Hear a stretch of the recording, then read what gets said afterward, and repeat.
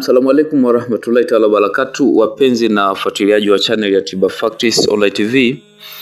Leo bwana, ni siku nyingine tena tumekutana katika elimu ya tiba na tutakuwa katika kipengele cha elimu ya dua.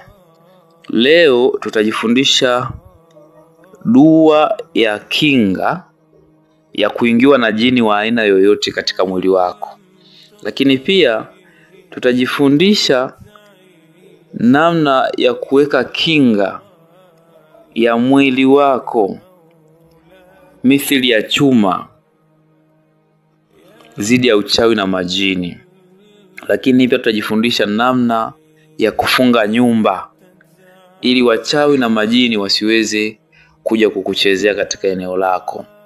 Hii dua ni moja, lakini ina utofauti wa kuifanya. Nimependelea kuifundisha dua hii. Kuna malalamiko kadhaa nimeyapata kutoka kwa subscriber wanaofuatilia channel hii. Kuna watu wanasema huku kwetu bwana mambo yamezidi, uchawi mwingi. Na nikiangalia clip hiyo tangulia ilikuwa inafundisha namna ya kufundisha namna ya kuweka kinga kwa kutumia ule mti wa mbaazi. Nikasema nitakuja kufundisha, na nitafundisha dua mbili. Nitafundisha leo hii na nitakuja kufundisha nyingine ambayo kama hii utaweza kuitumia katika njia nitakazokuelekeza leo, basi unaweza ukatumia ile nyingine ambayo nitakuja kuifundisha siku za mbele kidogo.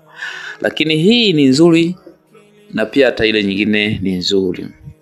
Inshallah, kabla hatujaingia kwenye somo, kuna ile taarifa yetu ya ofa tulitangaza rasmi, tukasema dirisha la ofa limefunguliwa. Kwa wale wote waliokuwa wanani DM wanasema shehe tunaomba ofa, wengine wakawa wanahitaji hata kufanya malipo kabla ya tarehe, basi tulifungua dirisha la ofa tarehe 27. Na tukasema sasa ni rasmi limefunguliwa kuanzia tarehe 28 au siku hiyo, na kuna baadhi ya watu walianza kufanya malipo toka hiyo tarehe 27, lakini ofa inaendelea mpaka hapo tutakapokuja kuitangaza tena kwamba ofa sasa imekwisha. Ofa hii itadumu ndani ya siku hizi 10 za mwezi wa Dhulhijja, na mbele yetu kuna Idi kubwa. Kwa hiyo baada ya zile siku 10 kutakuwa kuna Idi kubwa pale. Kwa ndani ya hizi siku chache tujitahidi kuielekea ofa hii kwa wale watakaokuwa wanahitaji kupata vitabu vya elimu ya tiba. Kama hizi darasa zinazofundishwa katika channel hii zote utazikuta katika hivyo vitabu. Yaani kama ni mfuatiliaji wa darasa za hapa, basi darasa zote zinazofundishwa hapa utazikuta katika vitabu tofauti. Kwa sababu leo nikileta darasa ya Qur'ani, kesho itakuja miti shamba, kesho kuto itakuja barati, mtondogo itakuja abjadi. Tunaenda tunabadilisha kwa sababu kuna mwingine hapendi abjadi, anapenda barati. Mwingine hapendi barati, anapenda Qur'ani. Mwingine hapendi Qur'ani, anapenda miti shamba. Mwingine hapendi miti shamba, anapenda tiba mbadala. Kwa hivyo tu yani, kwa lazima tuwepeane shift. Tukileta hii kesho tunaleta ile. Kwa sasa darasa zote zilikusanywa na zikawekwa katika vitabu maalum. Huwa nasikitika sana mtu ananiambia shehe mimi nakufuatiliaga sana na nimeshaandika madaftari kadhaa, kila darasa yako ukitoa mimi naandika. Sasa ndugu yangu, kazi ya kuandika ni ngumu sana. Hebu ukiwa na vitabu hivi vitakurahisishia. Ukiwa na vitabu hivi unakuwa umekusanya kumbukumbu zote, darasa zote katika kitabu kimoja. Kwa hiyo inakurahisishia kupata vitabu. Vitabu hivi vitatumwa kwa njia ya WhatsApp au email kama utafanya malipo, na utatumiwa ndani ya dakika 5 mpaka 30 baada ya kufanya malipo na kudhibitisha malipo yako. Sasa unapataje vitabu? Utaratibu kwa wale wageni, maana najua wengi wanavyo, ila wale ambao wanakuwa wanahitaji wengi wanakuwa labda hajai kununua hata kitabu kimoja, kwa hiyo hata juu ule utaratibu. Kwa utaratibu wake huwa hivi: kuna hizo namba unaziona katika screen yako mkono wa kushoto hapo. Hizo namba ndizo ambazo unatakiwa uchague namba moja tu uitumie pesa. Hiyo ya Airtel au ya Vodacom au ya Yas, zamani ilikuwa inaitwa Tigo. Basi utachagua moja katika hizo tatu, utaitumia pesa. Ukishaitumia pesa, inatakiwa itoe jina. Namba yoyote katika hizo utakayochagua inatakiwa itoe jina la Bashir Hussein Lugamba. Zote zina jina hilo. Ikishatoka hilo jina, thibitisha malipo yako. Ule muamala utakapokuwa umekuthibitishwa umethibitishwa kiasi kadhaa imetumwa kwa Bashir Hussein Lugamba, basi hapo utaupiga picha au screenshot, then utautuma WhatsApp kwenda namba hiyo uliyolipia pesa, alafu utaandika ofa ya Idi kubwa. Kwa wale watakaotuma kwa njia za mawakala, basi utamwambia wakala akupe ule muamala, upige picha kupitia simu yake. Yaani chukua simu yako kama una smartphone, piga picha kupitia simu ya wakala. Yani simu yako ndio ipige picha simu ya wakala ikionyesha ule muamala ili utume kama ushahidi. Na yule ambaye atakuwa na simu ndogo, yani hana simu kubwa ya kupiga picha ule muamala kutoka katika simu ya wakala, yeye anaweza kanitumia ujumbe tu WhatsApp kwamba shehe, nimelipia pesa kwa ajili ya vitabu, jina la wakala ni fulani bin fulani. Kwa hiyo mimi nitakagua ile miamala, then nikithibitisha kwamba hilo jina ulilonitajia lipo katika miongoni mwa miamala iliyoingia muda huo, basi utatumiwa vitabu vyako. Kwa hizi ndio njia rahisi za kuweza kupata vitabu hivyo. Kwa wale wanaotumia dola watalipia dola 17, na wale wanaotumia Kenya shilingi watalipia shilingi 2200 pesa ya Kenya. Wale wanaotumia pesa za Uganda wao wanaweza wakalipia shilingi kama sikumbuki vizuri, wanaweza wakanitumia DM alafu nikawafanyia exchange, nikajua ni jinsi gani tunawasaidia. Na wale wa nchi zingine zote, kwa wale wanaotumia kulipia kwa njia ya Western Union, wao watanipa taarifa, tunataka tulipie pesa lakini njia nataka kutumia ni Western Union. Nitamtumia majina yangu halisi ambayo atakiwa kutuma, kwa sababu kwenye Western Union ukikosea herufi moja tu ya jina, pesa imepotea. Kwa lazima uniambie mimi ndio nikutumie hayo majina halisi. Usije ukasema kwa kuwa najua ni Ustadh Bashiri ukaandika ila pesa hii inakwenda kwa Ustadh Bashiri, huku haitafika. Lazima yaje majina halisi yenye kwenye kitambulisho changu. Unaona bwana Basi yale majina nitakuwekea spelling yanavyoandikwa, alafu ndio utajaza huko kwenye benki ya Western Union. Wale wanaotumia word limit na wao watafuata utaratibu wa kulipia kwa njia ya word limit na njia zingine zote. Maadamu tu pesa ifike, utatumiwa vitabu hivyo ndani ya muda mfupi. Tukiwa nchi yoyote duniani, Marekani, Canada, Uingereza, Ujerumani, South Africa, Falme za Kiarabu, kokote kule ambako hii clip inakufikia, basi wewe jitahidi unaweza ukapata hivyo vitabu na vikakusaidia. Vitabu vina option mbili ya kuvisoma. Option ya kwanza unaweza kusomea kupitia simu yako au tablet au PC au kompyuta yako. Unaweza kusoma vizuri na ukakielewa. Na picha zote zina rangi. Kila penye mmea, kila penye picha inaonekana vizuri, clear kabisa. Option ya pili, unaweza pia ukakiprint hichi kitabu ukatengeneza nakala kushika kwa mkono. Sasa hapo unakuwa na nakala mbili. Moja itabaki kwenye simu yako au kifaa ulichotumia kupokelea vitabu, na nyingine utapata ile ya kushika kwa mkono kutoka stationery. Kwa wao watakudesignia vizuri, utapata kitabu cha kushika kwa mkono. Hii ni option ya pili ambayo utakaweke kumbukumbu kwa ajili ya vizazi vinavyokuja. Labda una watoto, una watu wa karibu watakiwa wasome hiyo elimu, wafundishe, waelekeze vitu kama hivyo, basi unaweza kujiwekea kumbukumbu. Kwa huo ndio utaratibu wa kupata vitabu. Sasa vitabu viko kwenye ofa size. Unalipia shilingi ngapi? Shilingi 1045 tu ya Kitanzania badala ya shilingi 1,085. Inamaanisha hii ofa ikishaondoka hii, ili uvipate vitabu vyote lazimika ulipie shilingi 1,085. Sio pesa nyingi wala sio pesa kubwa. Ila kama wewe una uwezo wa chini, hiyo pesa inaweza ikaonekana ni kubwa sana na ni mlima mrefu. Kwa hiyo ukishalipia hiyo 1045, basi hapo ndipo utakapoweza kutumiwa vitabu hivyo. Huo ni utaratibu wa kupata ofa kwa wale wageni, ila wale wenyeji wenyewe wanafahamu. Taratibu zote wanazifahamu. Kwa inshallah tuachane na habari za ofa, tuende kwenye somo. Somo letu tumesema tutaangalia kinga ya kuzuia kuingiwa na jini wa aina yoyote katika mwili. Na kumbuka, jini ni nini? Jini ni kiumbe ambaye anaishi kama wewe, lakini kuna baadhi ya majini wanaweza kukuingia na kukutia madhara. Na si madhara tu, wanakutia mpaka maradhi. Unaweza kuugua magonjwa yasiyoonekana katika vipimo vya kidaktari. Mtu anakwenda kupimwa hospitali anaambiwa bwana wewe si ugonjwa tu, lakini yeye kama yeye anajisikia kuumwa. Ndio magonjwa ya kichawi hayo mnayasikiaga. Ni magonjwa sababishwa na kuingiwa na majini. Sasa leo tutaangalia kinga hiyo. Kupitia sura gani? Ni ile sura ya 57, Suratu Hadidi. Sura ya 57 ndani ya kitabu kitukufu cha Qur'ani ambao ni Suratu Hadidi, au sura ya chuma. Yani hadidi ni chuma. Hii inaitwa sura ya chuma, na ndio maana hata kinga zake ni zile ngumu, ni zile madhubuti. Ukiambiwa weka kinga kupitia sura hadidi, basi umeweka kinga mithili ya chuma. Na mara nyingi mimi waga hata mtu amenilalamikia, mimi nyumbani kwangu mambo ni mengi, mazongezonge. Naambia umeshaikuifunga nyumba yako kupitia sura hadidi? Asema sijafanya. Sasa basi fanya.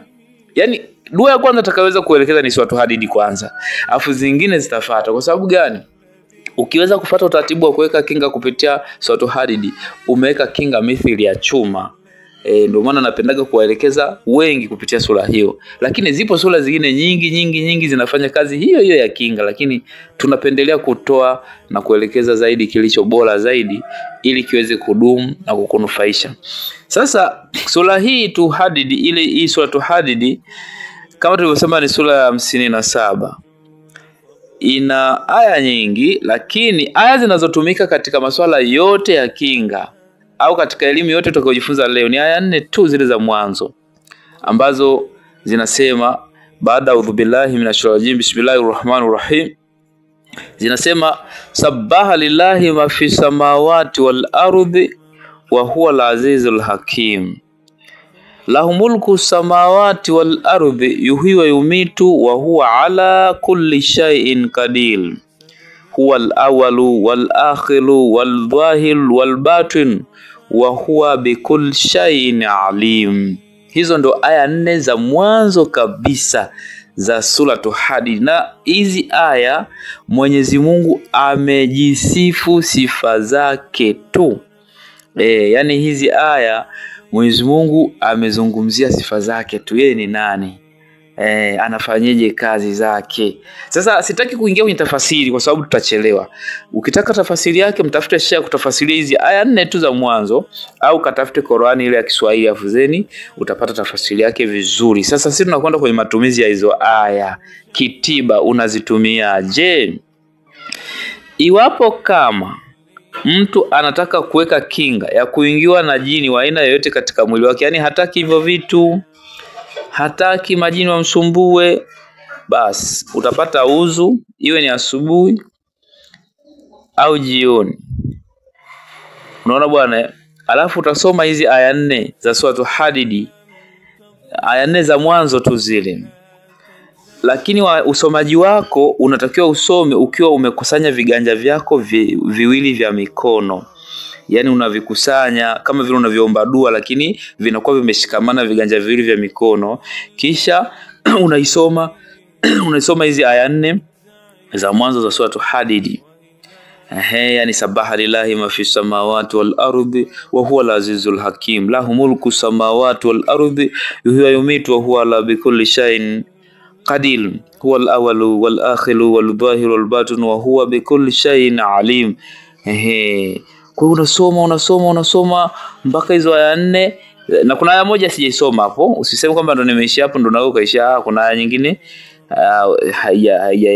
sijaisoma hapo. Sasa mimi nataka tu nikueleweshe hizi aya zinafanyaje kazi. Namna ya kusoma utatafuta wewe mwenyewe, utasomaje.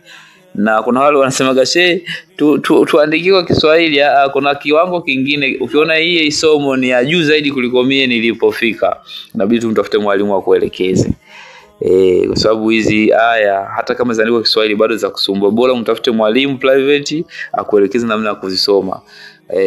Na hii sura haipo kwenye juzwama. Usije ukajidanganya kwamba mimi nishasoma juzwama nikamaliza. Hii sura ipo ndani ya kitabu cha Qur'ani tukufu, na ni sura ya 57. Sasa kwa kuwa leo umejua faida yake, unaweza ukamtafuta ustazi au ustadhati akakuelekeza namna ya kuisoma sura hiyo ili ukanufaika.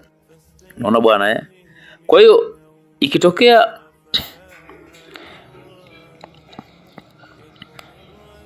unahitaji sasa kuweka kinga ya mwili wako ili usiingiwe na jini wa aina yoyote au uchawi, basi na hii inazuia jini wa aina yoyote au kuingiwa na uchawi. Kuna ule uchawi wa kutegwa mapanda njia, kutegwa siju kwenye vinini, unapita unakunasa.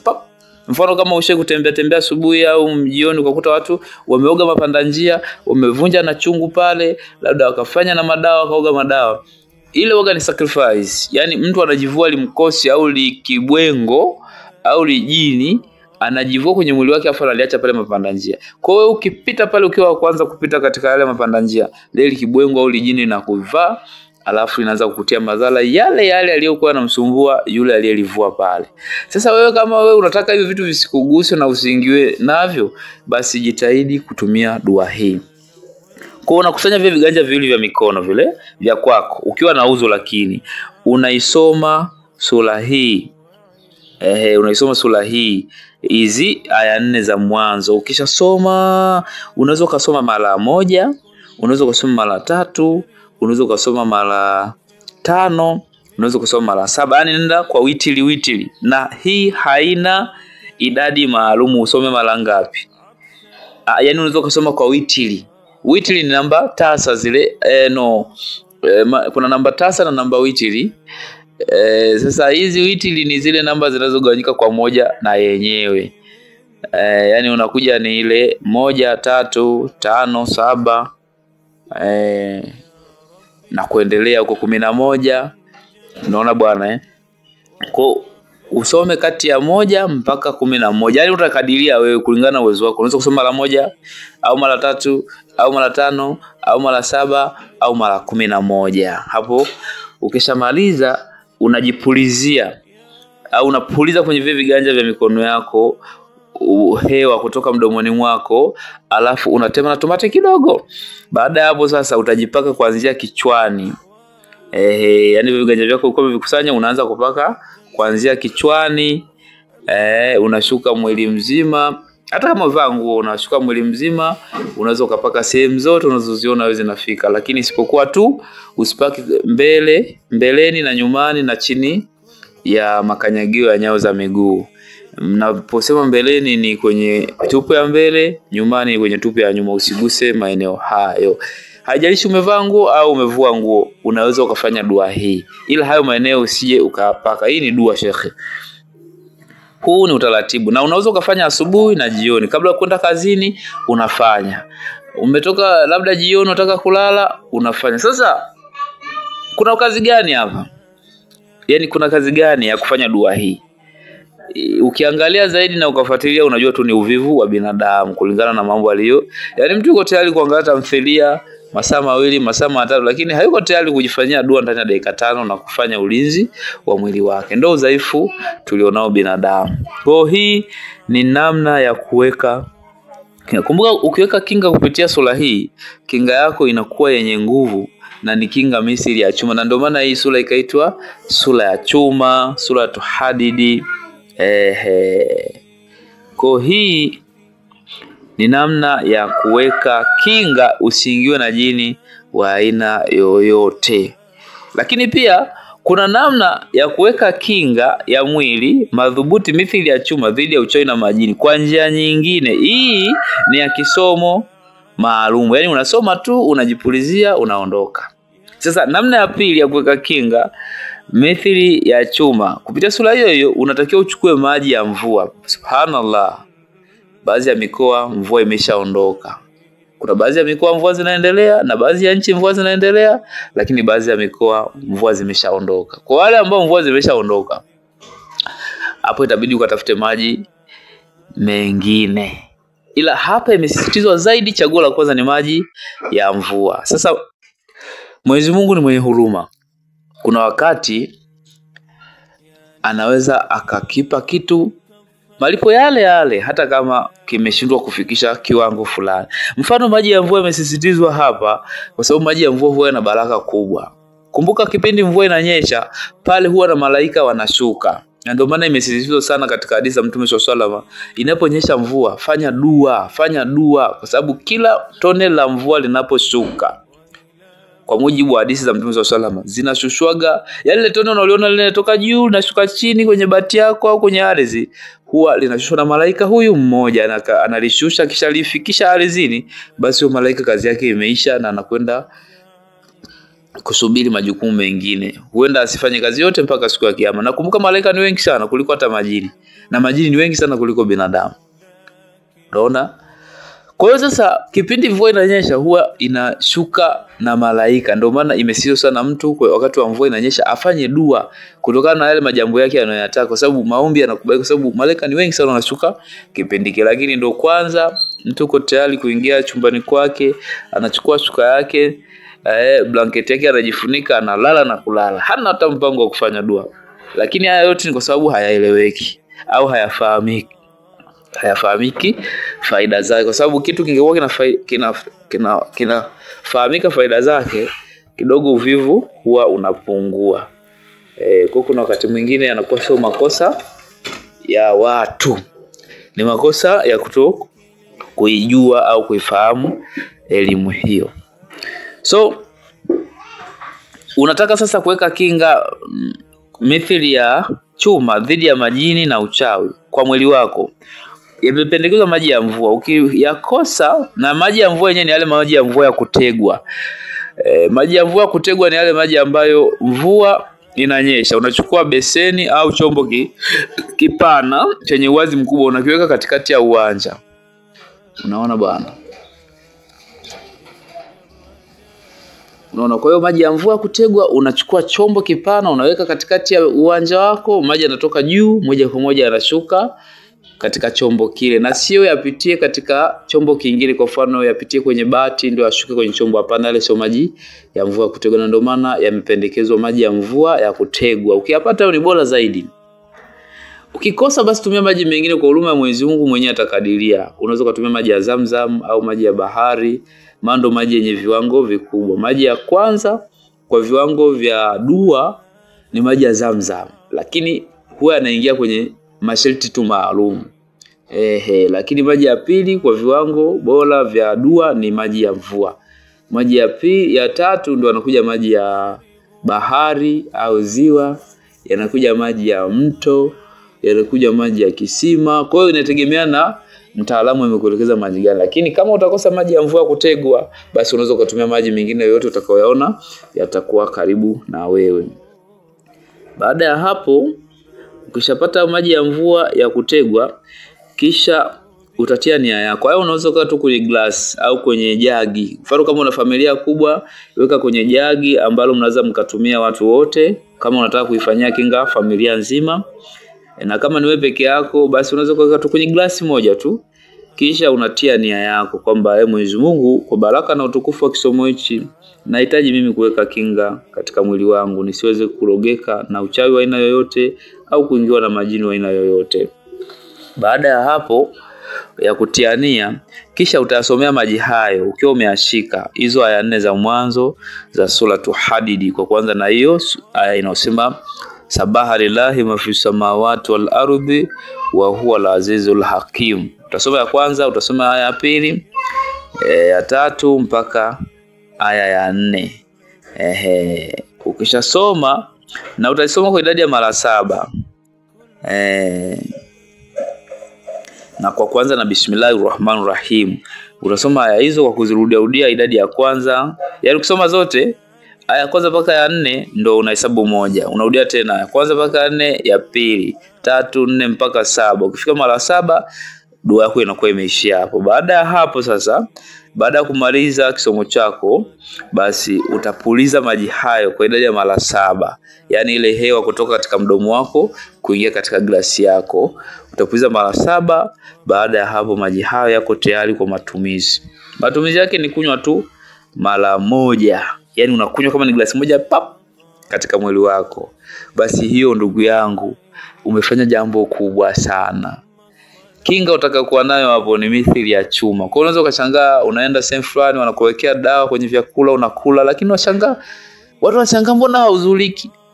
Na bahati mbaya binadamu bwana alivyo mnafiki, akikutegea kitu akaona kishiki, anakutupia lawama kwamba wewe ni mchawi. Yaani kaanza kukuloga yeye, ameshindwa kufanikiwa, anaanza kukutupia lawama wewe kwamba wewe ni mchawi. Kwa nini umelogeka na haujalogeka? Yaani anakuloga lakini hulogeki. Atasema ina maana wewe utakuwa umenizidi katika mbinu za kichawi. Unaona? Unaweza ukatekewa dawa, mfano walioa, hivi vitu vya kawaida sana. Kulishwa dawa na mke wako kama hakuaminiamia. Sasa mimi naona mume wangu siku hizi anachelewa kurudi nyumbani, basi Mungu animwekee tu nani bwana. Kapewa na mama yake mkubwa huko au shangazi yake. Akamwekea tulia, wahi kurudi nyumbani. Anakuwekea, unashangaa unaanza kurudi saa 6 sasa. Baadaye ile saa 4 saa 3 unaanza kurudi saa 6. Ina maana ni dalili ya dawa kufeli. Kumbe wewe una vikinga vyako umeshajiwekeaga huko na mtu akishakufanyia havifanye kazi. Unaona bwana, kwa hiyo ni faida ya kujua dua. Kwa hiyo kuna kinga zingine unaweza kufanya tu mwenyewe bila kumshirikisha mtu, lakini kinga hii inaweza kasomewa katika maji mengi na wakanywa watu wa familia nzima. Kwa hiyo umewekea kinga familia yako yote. Ndugu zangu, uchawi upo. Na kama hujalogwa ni muda tu, ni swala tu la muda. Unavyoishi hivyo vizuri, unafurahia familia yako, mnatembea maisha mazuri, mnakaa pazuri, nyumba nzuri, mnatembea labda kagari, yani mnaishi kwa furaha. Kuna watu hawapendi. Yani kuibia tu, kuna watu hawapendi na kuna watu wanatamani wakuondosha hata hapo. Uende ukateseke huko vijijini, kwa kupige chini, utoke juu ulipo na urudi chini. Wapo watu wanatamani hivyo, lakini hawataki tu kukuambia, sababu wanaamini ukijua utawaponyoka. Kwa hiyo wanachokifanya ni kufanya zile vita za kimya. Sasa kuna sehemu ya mwisho tutajifundisha namna ya kuweka kinga ya nyumba dhidi ya majini na uchawi. Mithili ya chuma. Kinga hii ndugu yangu imeshafanya maajabu mengi sana. Leo unaweza kujifunza mara ya kwanza, lakini kinga hii nilipoifundisha mara ya kwanza kuna watu wachache walifanyia kazi na walinipa mirejesho ya maajabu kweli kweli. Moja kati ya mirejesho nilioipata, kuna bwana mmoja alikuwa mwalimu wa sekondari wapi hapa nafikiri itakuwa Iringa hii, mwalimu hapo. Kajenga nyumba yake nzuri vizuri tu, kaanza kuishi pale. Ghafla akashangaa sasa akilala ndani usiku tetemeko. Akitoka nje hakuna tetemeko. Kumbe ni wachawi wanamtikisa. Akasema kama ndio hivyo basi hamna shida. Akapiga hii, akafunga nyumba hii kwa dua hii ya Suratu Hadid. Yale mauzauza yote kuisha habari. Acha huyo. Kuna bwana mmoja baada ya kupata kinga hii kupitia hapa YouTube kama unavyoipata leo, alikwenda kafunga nyumba ya mama mmoja kule Zanzibar. Alikuwa anamiliki shule. Yaani mama yeye ana shule yake. Zile shule za nasli, zile wanalipia watu wanasoma pale. Sasa mauzauza akawa mengi shuleni. Akamuita shehe akaenda pale akafunga ile nyumba, akafunga na shule. Sasa kumbe anapofunga ile nyumba, anafunga shule, katika nyumba ile kuna mchawi, ila haijulikani tena ndugu yake na ule mama. Sasa shehe akafanya dua zake, amemaliza akaondoka, kaudi zake Dar es Salaam. Kurudi Dar es Salaam, alikuwa ni mtu wa ukubala. Kaudi Dar es Salaam, yule mama anampigia simu, "Shehe, kuna ndoto mimi naiota hapa. Naota huyu mama ananiambia, kwa nini umefunga nyumba?" Kwa ananilaumu sana, "Kwa nini umefunga nyumba?" Akasema, "Mama gani sasa?" Ndio yule mama nilimkuta hapo siku ile nakuja, akasema yule bwana sio mtu mzuri, maana mimi mwenyewe nilimuona pale. Maana unapokuwa na karama za uganga au za kitiba, kuna maono utakuwa unayaona. Ukikutana na mtu mbaya kwa mara ya kwanza, ukisikia maelezo yake au kumtazama tu utakuwa unajua huyu ni mtu mzuri, huyu ni mtu mbaya. Kuna dalili utazikuwa unazipata wewe.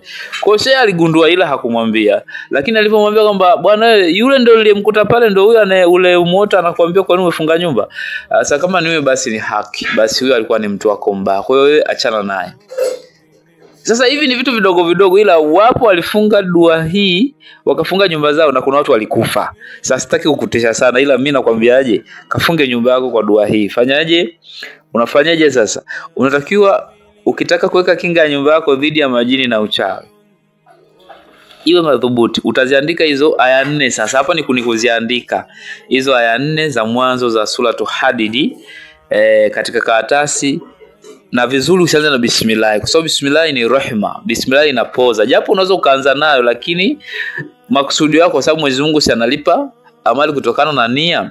Lakini kitaalamu bora uikansele bismillah isiwepo, kwa sababu bismillah huwa ina asili ya kupooza vitu, kwa sababu ni rehema ile. Bismillahirrahmanirrahim, kwa jina la Mwenyezi Mungu mwingi wa rehema, yani mwingi wa huruma, mwenye kuwahurumia watu. Sasa ukiweka pale tayari kuna vitu vitakuwa vinapungua nguvu kitaalamu, lakini Mungu ndo anayejua zaidi Kwa hapa kitiba sasa inatakiwa bismillah uweke pembeni. Uanze tuna hizo aya 4 kavu. Isabaha lillahi ma fi samawati wal ardi wa huwa al-azizul hakim. Anza na hizo aya.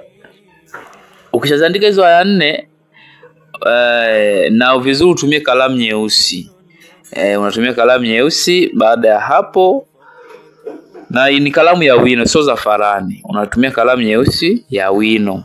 Hata unaweza kuandika hata kwa mashine, kwa mfano kama unatamani kuandikia kwa mashine, hata kama kuna mtu anaweza kukuandikia kwa njia ya WhatsApp akakutumia, ukaenda ukaprinti, yote sawa, ila kuna utaratibu nitakuelekeza hapa ufanyeje. Unaona bwana lakini vizuri kama utaandika karatasi moja, pia unaweza kuchukua ile moja ukaenda ukaiprint stationery ukapata karatasi zikawa 5. Ndio uandike karatasi ziwe 5. Unaona bwana? Ukishaandika karatasi 5, unaandika hizo aya 4 za mwanzo, alafu unakuja kuandika na aya ya 41 katika sura ya 35. Inaitwa Suratul Fatir. Suratul Fatir, aya ya 41 katika sura ya 35. Hii sura iko ndani ya Qur'an. Yani masafu. Usije ukaitafuta kwenye juzwama. Juzwama hakuna kule hii sura. Kwa utafuatilia hiyo aya, utakwenda kuiandika iwe ndo aya ya 5. Yani zile aya 4 za mwanzo ukishaziandika pale, alafu hii aya ya 41 katika sura 35 ndio itakuwa aya ya 5. Baada ya hapo kisha utatia nia yako ya kuhitaji kinga. Sasa hapa nataka nikuelekeze kitu kingine cha ziada. Japo ukifikisha tu hapo ukaandika hizo karatasi kawa 5, unachotakikana sasa wewe ni kuchukua mchanga wa maeneo ya nyumba yako, au ukazikunja tu vizuri hizo karatasi zako ukazitia katika nylon. Yani unazikunja vizuri, afu unatafuta zile karatasi za nylon unafunga vizuri, afu unakwenda kuzifukia katika maeneo 5 ya nyumba yako au ya uwanja wako, yani pembe hii, pembe hii, pembe hii na katikati moja. Hapo umemaliza. Au ukachukua mchanga wa maeneo yanayozunguka eneo lako, hiyo ni katika pembe au katika eneo lenye linazunguka. Unaposikia kuchukua mchanga unaozunguka eneo lako, sio lazima tu kwenye pembe. Unaweza kuchukua pembe zote, ukachukua na yale maeneo ya katikati ya zile pembe. Hapo ndo unachukua mchanga wa eneo lako na pia na katikati. Ukaugawanya ule mchanga, ukautia katika kila karatasi moja, unafungia na karatasi moja, unafungia na karatasi moja, alafu unakwenda kuzika kwenye pembe 4. Hiyo nayo pia inafaa. Hiyo inafaa. Lakini kitu ninachotaka kukuongezea hapa, ukishapata umeshaziandika zile karatasi, tafuta ubani sandarus. Ubani sandarus. Huu ni ubani unaopenda kutumika katika vitu vya kunyenyekesha, yani kutia nguvu fulani. Basi tafuta ubani sandarus, choma ule ubani, afu zile karatasi kwa unazipitisha katika ule moshi, ule upande wa maandishi huko unatia nia yeye Mwenyezi Mungu. Kwa baraka na utukufu wa dua hii, nahitaji kuifunga nyumba yangu dhidi ya uchawi, dhidi ya jini, dhidi ya kibwengo, dhidi ya masea, dhidi ya vibwe. Eleza vitu venye unataka wewe iwe kama sehemu ya kinga. Hata mwizi unaweza kaweka Qur'ani bwana. Hii Qur'ani bwana. Wewe zungumza venye unataka iwe ni kama sehemu ya kinga yako, alafu baada ya hapo yani unapitisha karatasi moja moja, unapitisha unatia nia, unaweka pembeni, unaikunja vizuri, unaweka pembeni, unachukua karatasi nyingine tena unapitisha kwenye ule moshi wa ubani sandarus. Ukishamaliza unaweka pembeni. Baada hapo zile karatasi unazifunga vizuri. Ukishazifunga vizuri, alafu unafunga na nylon ya karatasi, kwa sababu ukizisika vile vile zitawahi kuharibika. Kwa ukizifungia kwenye nylon ambayo ni karatasi isiyopitisha maji, zitakaa muda mrefu kidogo kwa ajili ya kuchelewa kuharibika. Baada ya hapo unakwenda kuzizika katika pembe 4 za nyumba yako au za uwanja wako. Kuna wale wanakuwa wamejenga apartment, yani nyumba nyingi sehemu moja. Basi zile nyumba wewe unaweza kufunga uwanja mzima, kwa zile nyumba zote zikawa na kinga. Kama ni nyumba moja unaweza kuifunga pia nyumba moja, au unataka ufunge uwanja mzima, unaweza kufunga uwanja mzima. Kwa wale wenye wana nyumba moja ila iko ndani ya fence, ushauri wangu bora ufunge katika zile pembe za fence yako, usifunge nyumba kama nyumba. Funga fence nzima. Tena ikiwezekana fungia nje au fungia ndani, yote yanawezekana. Karatasi moja itawekwa katikati ya eneo lako. Katikati ya eneo lako. Na maana 4 zitakuwa katika pembe ya nyumba uwanja, afu moja itakuwa katikati ya eneo lako. Ndugu yangu, kama kuna mauzauza mengi katika eneo lako, ukatumia dua hii kufunga nyumba yako, utakuja kunishukuru. Ipo siku tutanitafuta. Ipo siku utanitafuta sema, "Shehe, ile dua bana imenisaidia sana. Ile dua bana imenifanyia maajabu mengi sana." Hicho ndio kitu utakachokuja kunitafuta. Mimi nimeshakuelekeza, kazi yako ni kufanya nani. Lakini dua hii ya 4 inafanya kazi nyingi. Hizi nimekuchukulia tu vipengele vya dua, lakini ina uwezo kuondosha nuksi na mabala katika mwili. Inaweza kufanya dua hii kupata ushujaa vitani katika mashindano yote, kupata ushindi dhidi ya maadui zako, kuondosha magonjwa ya nani ya ngozi, kesi mahakamani. Hii Suratul Hadid, kuadhibu majini waliopanda kichwani, yote inawezekana kutumika dua hii. Kwa hiyo ni wewe tu utakavyojua jinsi ya kuitumia dua hii. Mpaka kufikia hapa ni mwisho wa somo na hakuna cha ziada. Na kama kuna jambo hujaelewa, nataka ucomment hapo katika comment section, then nitakufuatilia niweze kukuelekeza katika yale mambo ambayo utakuwa hujaelewa inshallah. Baada ya somo hili kuhusu ofa, utaratibu ni ule tulioutangaza hapo awali. Ukifuatwa na ukatekeleza utaratibu huo, utavipata vitabu hivyo. Na moja kati ya vitabu vitakavyokuwemo na pamoja na hichi cha dua. Hichi ni kitabu cha maajabu ya Qur'ani katika kutibu maradhi na kuondosha shida mbalimbali. Kitabu namba 2 unaweza kupata dua hii, au unaweza kuipata katika kitabu cha Barati namba 1. Sababu huko ndio ilianza kuandikwa mapema kabisa kutokana na umuhimu wake, lakini tulipokuja kufanya maboresho ya vitabu tukaja tukairudia tena kwenye kitabu cha maajabu ya Qur'an namba 2. Kwa kama una vitabu hivi viwili, hii dua unaweza kuipata kitabu cha Barati namba 1 au kitabu cha maajabu ya Qur'an namba 2. Dua hii ipo. Kwa unaweza kuwa umemiliki vitabu lakini kumbe hujajuaga dua hii imo, lakini hii dua ipo na inshallah ina maelekezo mengi na ya kutosha inshallah.